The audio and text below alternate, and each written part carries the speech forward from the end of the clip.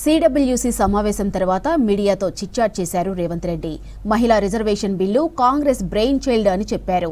మహిళా బిల్లుకు కాంగ్రెస్ మద్దతు ఉంటుందని చెప్పారు.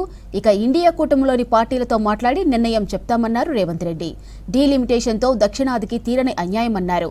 ముఖ్యంగా చిన్న రాష్ట్రాలు తీవ్రంగా నష్టపోతాయన్నారు. రాష్ట్రాల మధ్య అంతరం మంచిది కాదని, దీనివల్ల దేశ ఐక్యతకే ముప్పు వాటిల్లుతుందన్నారు.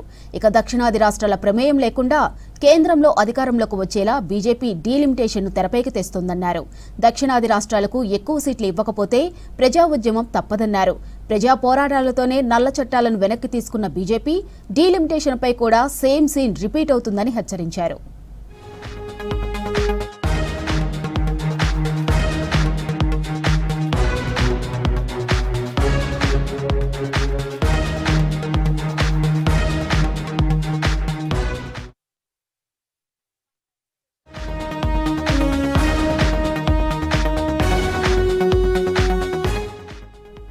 మహిళా రిజర్వేషన్లను ఇప్పుడే ఎందుకు అమలు చేయరని ప్రశ్నించారు సీఎం రేవంత్. 2011 జనాభా లెక్కల ప్రకారం మహిళా కోటాను అమలు చేయొచ్చు కదా అని ప్రశ్నించారు.